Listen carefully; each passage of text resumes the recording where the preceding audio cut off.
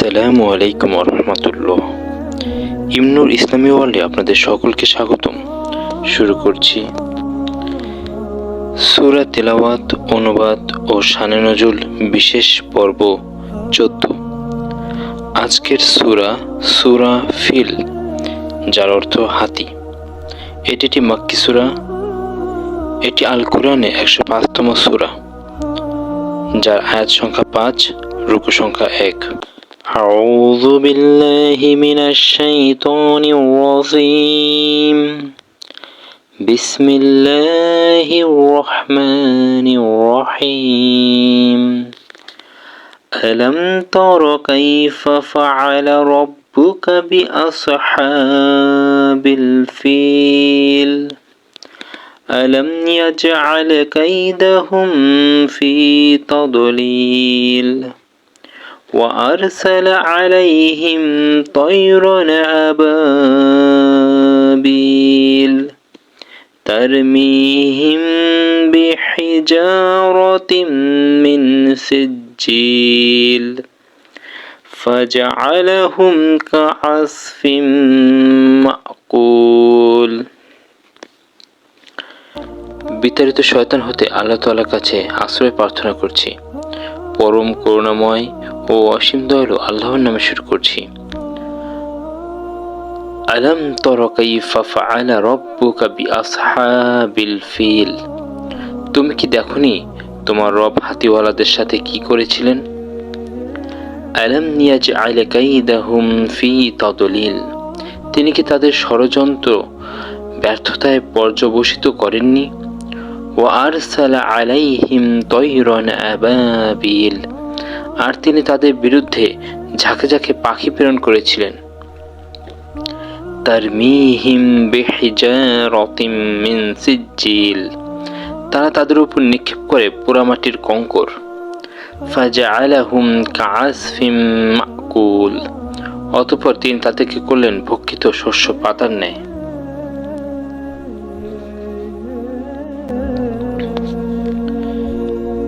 সূরা feel, শানে নজুল। ঐতিহাসিক প্রেক্ষাপট: সূরা ফিল অবতীর্ণ হয়েছে হস্তিওয়ালাদের ঘটনা স্মরণ করিয়ে দেওয়ার জন্য।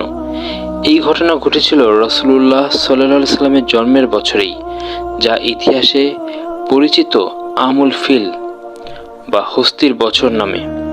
ঘটনার বিস্তারিত বিবরণ: 1. আব্রাহা ও তার কুফরি পরিকল্পনা।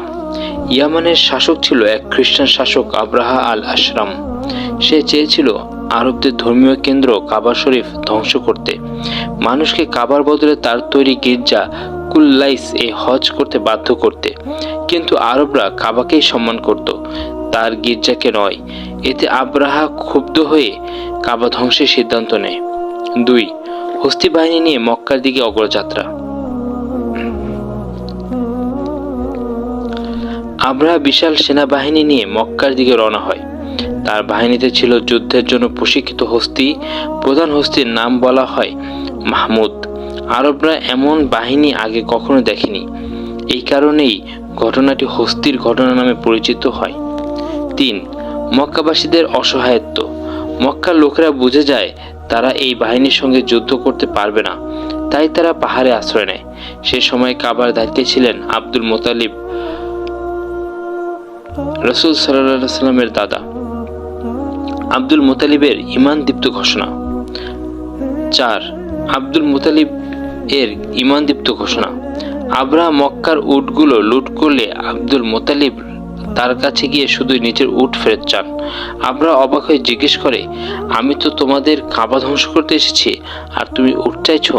তখন আব্দুল মুতালিব বলেন, আমি উটের মালিক, আর কাবার মালিক আল্লাহ, তিনি নিজেই একে রক্ষা করবেন। এটি ছিল তাওয়াক্কুল ও ঈমানের এক অনন্য দৃষ্টান্ত। 5. আল্লাহর পক্ষ থেকে শাস্তি। যখন আব্রাহার বাহিনী কাবার দিকে অগ্রসর হতে চায়, হস্তি মাহমুদ কাবার দিকে চলতেই অস্বীকার করে। অন্যদিকে ঘোরালে সে চলতে শুরু করে। ঠিক তখনই আল্লাহ আকাশ থেকে পাঠান ঝাঁকে ঝাঁকে আবাবিল পাখি। প্রতিটি পাখির ঠোঁট ও পায়ে ছিল পোড়ামাটির কঙ্কর। সেই পাথর পরেই সৈন্যরা ধ্বংস হয়ে যায়। কুরআনের ভাষায় তাদের ভক্ষিত তৃণ সদৃশ্য করে দেওয়া হলো। কেন এই সূরা নাজিল করা হলো? 1. কাবা আল্লাহর হেফাজতে। এই সূরার মাধ্যমে আল্লাহ ঘোষণা করলেন কাবা মানুষের শক্তিতে নয়, বরং আল্লাহর সরাসরি সংরক্ষণে। 2. কুরাইশদের জন্য সতর্ক বার্তা। মক্কার কুরাইশরা কাবার কারণে সম্মান পেত। আল্লাহ যেন বলছেন, যিনি কাবা রক্ষা করেছেন তারই ইবাদত করো। এরই ধারাবাহিকতায় পরের সূরা কুরাইশ। 3. রাসূল সাল্লাল্লাহু আলাইহি সাল্লামের আগমনের ভূমিকা। এই অলৌকিক ঘটনা ছিল শেষ নবী সাল্লাল্লাহু আলাইহি সাল্লামের আগমনের পূর্ব প্রস্তুতি, মক্কাকে নিরাপদ রাখার আল্লাহই পরিকল্পনা। আমাদের জন্য শিক্ষাসমূহ। 1. আল্লাহর কুদরতের উপর পূর্ণ ভরসা রাখতে হবে। 2. সত্যের বিরুদ্ধে যত শক্তিই আসুক আল্লাহ চাইলেই মুহূর্তেই ধ্বংস করতে পারেন। 3. আল্লাহর ঘর ও দিন তিনি নিজে রক্ষা করেন।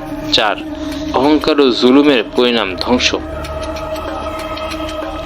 আলহামদুলিল্লাহ, আজ আমরা সূরা তেলাওয়াত, অনুবাদ ও শানে নজুল বিশেষ পর্ব 14 আজকের আলোচ্য সূরা ফিল, যার অর্থ হাতি। এটি একটি মাক্কি সূরা। এটি আল কোরআনের 105তম সূরা, যার আয়াত সংখ্যা 5, রুকু সংখ্যা 1। আল্লাহ তাআলা আমাদের এই দিনই কাজ কবুল ও প্রসার করুক, দিনের পথে চলার ও আমল করার তৌফিক দান করুক, আমিন। ইমনুর ইসলামী ওয়ার্ল্ড চ্যানেলটিকে লাইক, কমেন্টস, শেয়ার ও সাবস্ক্রাইব করে দিনই কাজে পাশে থাকা তৌফিক দান করুক, আমিন। পরবর্তী ভিডিও দেখতে ভিজিট করুন ইমনুর ইসলামী ওয়ার্ল্ড ইউটিউব চ্যানেল এবং পরবর্তী ভিডিওর নোটিফিকেশন পেতে বেল আইকনটি প্রেস করে রাখুন।